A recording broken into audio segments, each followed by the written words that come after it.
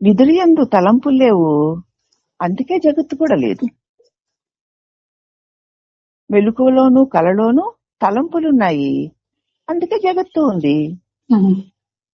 జగత్తు ఉంది అంటే తలంపులున్నాయని అర్థం. తలంపులు లేకపోతే జగత్తే లేదని అర్థం. అంటే జగత్తు తలంపుల మీద ఆధారపడి ఉంది. తలంపులన్నీ కలిస్తే మనస్సు. మనస్సు ఎవరా అంటే నా వల్లనే ఉండగలుగుతున్న ఒక అతిశయ శక్తి. మనం ఏమని చెప్పుకుంటున్నాం మాటి మాటికిను? తెలివి, లేచిన నేను. అదే అదే లేచిన నేను తన నిజస్వరూప అఖండ చైతన్య ప్రకాశములోని అంశ. ఆ లేచిన నేను యొక్క తెలివిలోనే కదా అన్ని తెలియబడుతున్నాయి. అవునమ్మా. అదే ఈ మనసు. దానికి అన్ని, దానికే చైతన్యం అని కూడా పేరు. చైతన్యం యొక్క అంశ నీటి యొక్క బిందువుని నీరనే అంటారా? నీరనే అంటారు. మరి నీరేగా. ఈ లేచిన ఈ నేను అన్న తలంపు చైతన్యమే, తెలివే, ప్రకాశమే. అది తన అనంత ప్రకాశములో నుంచి నేను అని లేచి వచ్చిన ఒక చిన్న వృత్తి. అవునమ్మా. చిన్న వృత్తికి పెద్ద వెలుగు, ఆ వెలుగులో ఇదంతా జగత్తు.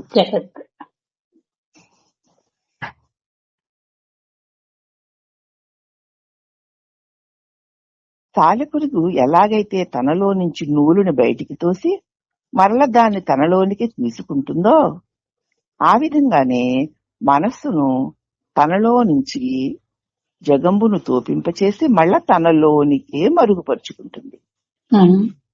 మన మనసు కూడా అంతే. నేను లేచిన నేను అదే. అదే తనలో సాలిపురుగు తనలో నుంచే ఒక తాడు నూలుని తీసి కాసేపు దాంతో గూడల్లుకుని మరి తనలోకి తీసేసుకుంటుంది. సాలిపురుగు గూడల్లుకోవడానికి తాడెవరు ఇవ్వక్కర్లా, ఎక్కడికి వెళ్ళి కొనుక్కోక్కర్లా, దానిలో నుంచే వస్తుంది. అలాగే ఈ మనసు తనలో నుంచే తన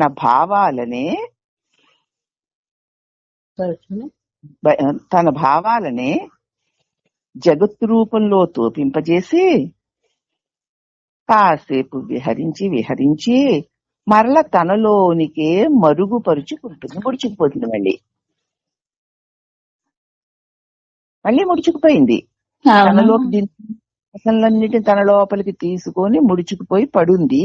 అది ఏమి తానున్నానని తెలియదు, ఏదైనా ఉందని తెలియదు. అదే నిద్ర. మళ్ళీ ఈ మనసే నేనని లేచి తనలోనే ఉన్న జగద్భావాలన్నీ తీసుకుని జగద్దు రూపంలో రకరకాలుగా విహరించి మళ్ళీ తనలోనికే తీసుకుంటోంది. ఈ జగత్తు మనస్సులో నుంచే పుట్టి మనస్సులోనే ఉండి మనస్సులోనికే వెళ్ళిపోతుంది. ఈ మనస్సే అంటే ఏమిటా అంటే కేవలము చిదంశ, నేను 2 అక్షరాలతో తెలుపబడుతున్న తెలివి.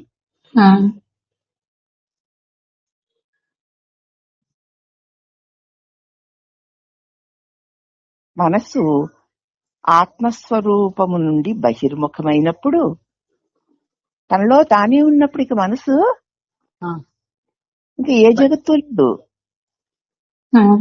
లేదమ్మా. తన నిజస్వరూపమైన ఆత్మ నుంచి బయటికి వచ్చింది అంటే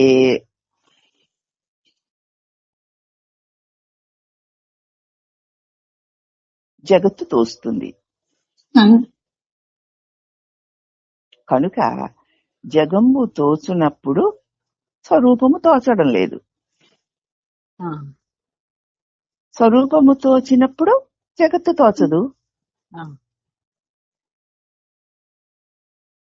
మనస్సు స్వరూపమును విచారించుచు అనగా వెతుకుతూ ఉన్నట్లయితే ఈ మనస్సు అన్నది, ఈ నేను అన్నది ఎవరా అని విచారిస్తూ ఉంటే తానే మనస్సయ్యి ముగియును. ఎక్కడి నుంచి వచ్చిందో దానిలో లీనమైపోతుంది. అఖండ చైతన్యంలోంచి వచ్చిన అల్ప చైతన్యం ఇది. ఈ అల్ప స్వల్ప చైతన్యమే నేనంటూ ఈ జగత్ ఇలా అల్లా అంటూ కాసేపు తిరిగి తిరిగి అదే సత్యమైతే ఉండాలి కదా. ఉండకుండా మళ్ళీ ఇదంతా కూడా తన లోపలికే తీసుకుని ఈ అల్పమైన నేనులో విత్తనంలో వృక్షమంతా ఇమిడిపోయినట్లుగా ఇమిడిపోతుంది. అప్పుడు జగత్తు లేదు. మళ్ళీ ఎప్పుడైతే నేను అని లేచి వచ్చిన విత్తనంలో నుంచి అంకురం వచ్చి వృక్షమైనట్లు ఇదిగో ఈ జగత్తు ఇలాగా అది ఇది అంటూ ఇంత ఇంత ప్రపంచం తోస్తుంది.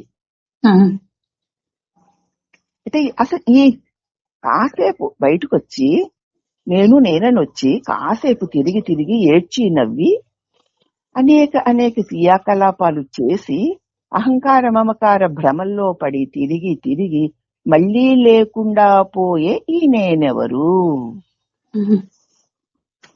నిజంగా ఆ నేనే కదా. అన్నపూర్ణమ్మ గారు అర్థం అవ్వాలి మీకు. అర్థమైందమ్మా. మరి ఆ నేనెవరు? నేను చైతన్యమేనమ్మా. అఖండ చిన్న రశ్మి. మరి నీటిలోని చిన్న అల కూడా నీరే అయినట్లు కాబట్టి ఇది కూడా అఖండ చైతన్యంలో దీన్ని చైతన్యమే అంటారు. ఈ చైతన్యము అల్పము స్వల్పమును. ఇట్టి అల్పము స్వల్పము అయిన నేను అనే తెలివిలోనే ఈ జగత్తంతా బీజ రూపంలో ఉంది. ఈ నేనొచ్చేసరికి ఈ జగత్తు నానా రకాలుగా తోసి కాసేపు కనిపించి మళ్ళీ వృక్షము విత్తనంలోకి చేరిపోయినట్లుగా మళ్ళీ ఈ నేనులోనికి జగత్తంతా చేరిపోతుంది. ఇప్పుడు మరి అవ్యక్తం అయిపోయింది కదా. అప్పుడు నీ నిజస్వరూపం ప్రకాశిస్తుంది. అదే నిధులలోని ముఖం. దానిలో నుంచే మళ్ళీ ఆ విత్తనంలో నుంచి అంకురం వచ్చినట్లు నేను అన్నది లేచొచ్చి నేనుని పట్టుకొని ఈ జగద్రూపంలో విజృంభించి నానా రకాల వికారాలతో దుఃఖాలతో కాసేపు తిరిగి తిరిగి మళ్ళీ విరమించుకుని మళ్ళీ తనలోనికి తాను నేనులోనికి ఇదంతా ఈ నేను చేసుకున్న కల్పనలన్నీ నేనులోనికే వెళ్ళిపోతున్నాయి. ఇట్టి నేనెవరు? ఈ నేను నేనేనా అని వెతుకుతున్నట్లయితే అప్పుడు ఈ నేను అని లేచి వచ్చే నేను ఇక లేవక అఖండ చైతన్యమైన తన యందు తానే ఐక్యమైపోతుంది. ఎవరు అని ప్రశ్నిస్తే ఆగితే చాలు. అప్పటికి నేను వెలుపలికి రాకుండా తన మూలమైన అఖండ చైతన్యంలో ఐక్యమైపోయి నేనే అనంతమైన తానుగా ప్రకాశిస్తుంది. ఈ నేనే తానై మనస్సు అన్నది ముగిసిపోతుంది. ఇక మనసు లేదు. నేనని కాసేపు లేచొచ్చి దేహం పట్టుకు తిరిగి రాగద్వేషాలతో సుఖ దుఃఖాలు అనుభవిస్తూ ఈ సాధనలు ఆ సాధనలు చేస్తూ ఉన్నటువంటి ఇక ఈ నేను అని లేచి వచ్చిన మనస్సు ఇక తాను నేనుగా ఉండదు. అఖండమై ముగిసిపోతుంది. అప్పుడు ఏం మిగిలింది?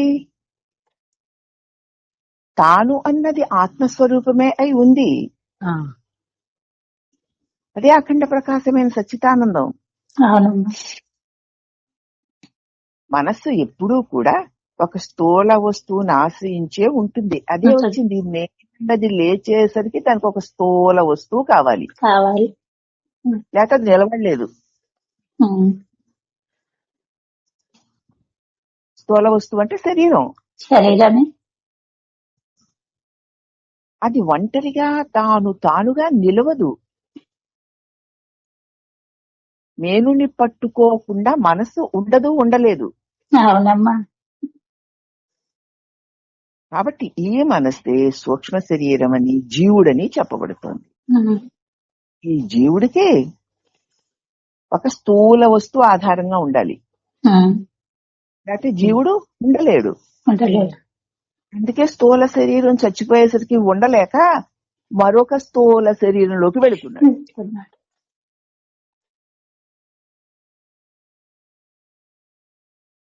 అర్థమవుతోందమ్మా? అర్థం. బాగా అవుతుందమ్మా. ఈ శరీరమునందు నేను అని తోచున్నది ఏదో అదే మనస్సు. నేను అను తలంపు దేహమునందు ఎచ్చోట మొదట స్ఫురిస్తోందో అని విచారణ చెయ్యాలి. మొట్టమొదట ఈ దేహం నేను అనుకుంటున్నాను కదా, ఈ దేహంలో నేను అన్న తలంపు ఎక్కడ నుంచి ఉదయిస్తోందో దాన్ని విచారించినట్లయితే హృదయము అని తెలుస్తుంది. అదే ఈ మనస్సు పుట్టుచోటు. అక్కడి నుంచి నేనని వస్తోంది.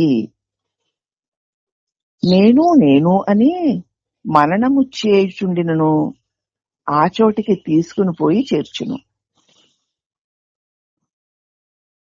ఏమి నేనుకి నేను శరీరాన్ని, నేను జీవుణ్ణి, నేను స్త్రీని, నేను పురుషులని ఏవి తగలించకుండా ఉట్టి ఈ నేను నేను నేను నేను నేను నేను అని గనక మననము చేస్తూ ఉంటే అది తన మూలములోనికే చేరిపోతుంది.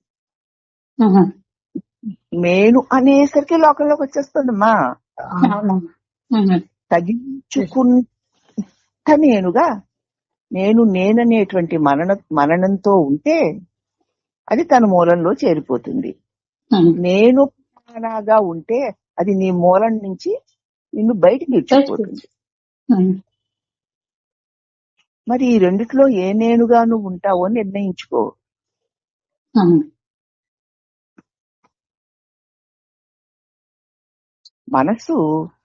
మనస్సునందు తోచు తలంపులకన్నింటికి నేను అన్న తలంపే కదా మొట్టమొదటిది.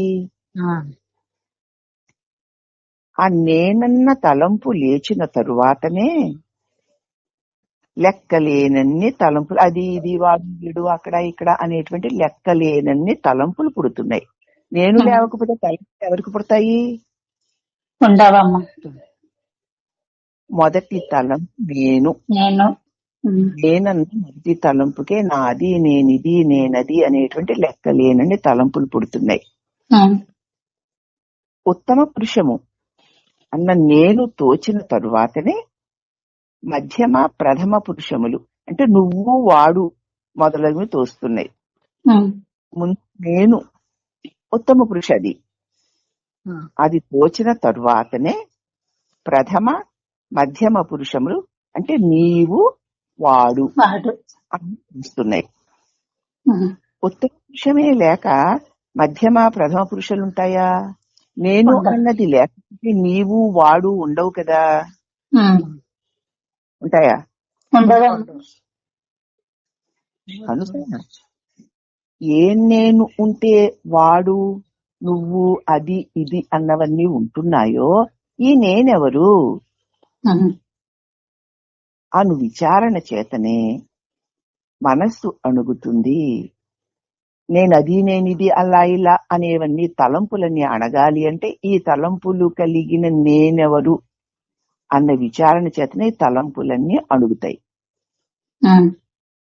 నేనను తలంపు నేను అంటే ఒక్కదాన్నే పట్టుకుని ఉంటే వేరే తలంపులన్నిటినీ నాశనము చేసి శవమును కాల్చిన కట్టె రీతిన తాను నశిస్తుంది. అదే ఉత్త నేను అంటే ఆ తలంపునే పట్టుకొని ఉంటే మిగతా తలంపులన్నీ నాశనం అయిపోయి శవముని కాల్చిన కొరివి కట్టే శవాన్ని కాల్చి తాను కూడా కాలిపోయిన రీతిని ఈ నేను అన్న ఆ ఉత్తమ పురుషైన నేనన్న తలంపుని అదే చైతన్యాన్ని అంటి పెట్టుకుని ఉండు అంటారు నిసర్గదత్ మహారాజు గారు.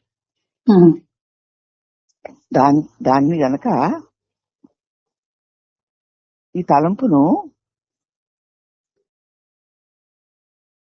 నేనును తలంపు వేరే తలంపులన్నిటినీ చంపేసి శవమును కాల్చిన కట్టె రీతిని తాను కూడా నశించిపోతుంది. అన్ని తలంపులు పోయేస్తే తాను కూడా పోతుంది. ఎలాగంటే పోగులన్నీ ఓడదీస్తే వస్త్రం లేనట్లు, పోగులన్నిటి యొక్క కూడికే వస్త్రం అయినట్లు మనస్సు ఈ తలంపులన్నిటి నేయబడిన ఒక వస్త్రము వంటిది. పోగులన్నీ తీసేస్తే వస్త్రము లేనట్లు తలంపులన్నీ తీసేస్తే మనస్సు కూడా లేకుండా పోతుంది. వేరే తలంపులు లేచినను కూడా వాటిని పూర్తిగా నెరవేర్చడానికి ప్రయత్నింపని ఏదో ఒక తలంపు అలా కలిగితే అవును ఇలాగ అంటూ దాంతో వెంట వెళ్లకుండా ఇది ఎవరికి అని విచారించాలి. అలా విచారించేసరికి తలంపు లేకుండా పోతుందమ్మా.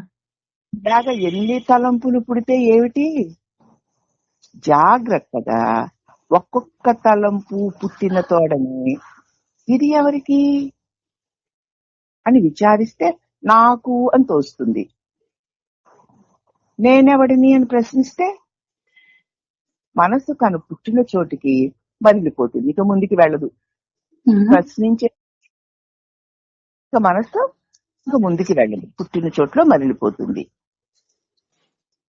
పుట్టిన తలంపును అణిగిపోతుంది. అంటే నేనెవడు అని ప్రశ్నించి ఆగి చూడు.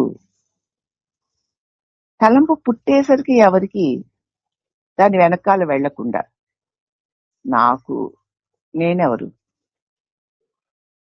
అనేసరికి తలంపు కాస్త తను పుట్టిన చోట్ల లయమైపోతుంది. అలాగా వచ్చిన మళ్ళీ వెనక్కి పంపేసి తనకు ఆధారమైన దానిలో లీనం చేసిస్తూ ఉండు.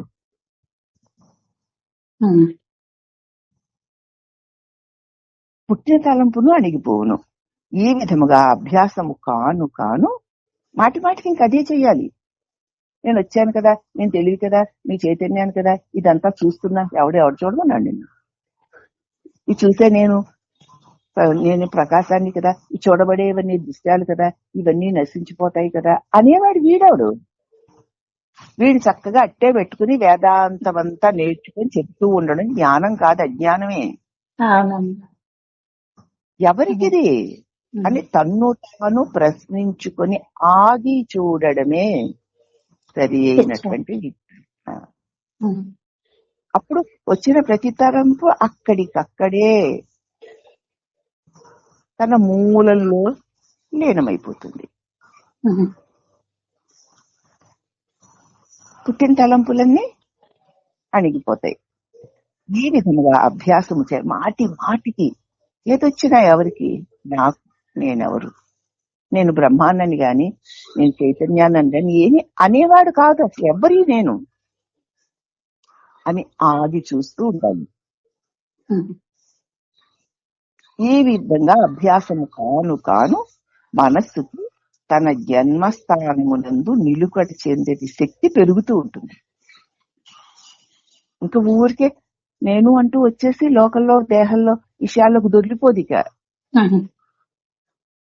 నేనుగా ఉండడం శక్తి, నేను ఏదో వాణిగా శరీరంగా ఉండే అంతా వదిలిపోయి తానుగా ఉండే శక్తి పెరుగుతూ ఉంటుంది. అది ఇంకా సూక్ష్మమైన మనస్సు మెదడు ఇంద్రియముల బయటికి వెడిలినప్పుడు సూక్ష్మమైన మనసు మెదడుతోటి ఇంద్రియ మూలాన బయటికి వెడలునప్పుడు స్థూలమైన నామరూపములు తోస్తున్నాయి. మనకైనా అంతే. ఈ సూక్ష్మమైన మనసు, భావనా రూపంలో ఉన్న సూక్ష్మమైన మనస్సు మెదడు ద్వారా ఇంద్రియాల మూలంలో బయటికి వెళ్ళినప్పుడు కదా మనకి స్థూలమైనటువంటి నామరూపాలు తోస్తున్నాయి. అదే మనసు హృదయమున నిలుకడ చెంది ఉన్నప్పుడు నామరూపం మరుగైపోతున్నాయి కదా.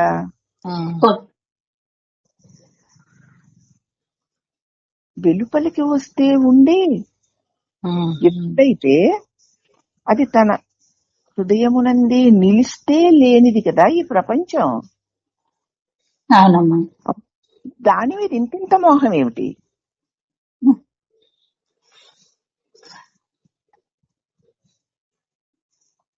హృదయమున నిలుకడ చెందినప్పుడు నామరూపములు నిలుపుకొనుటకే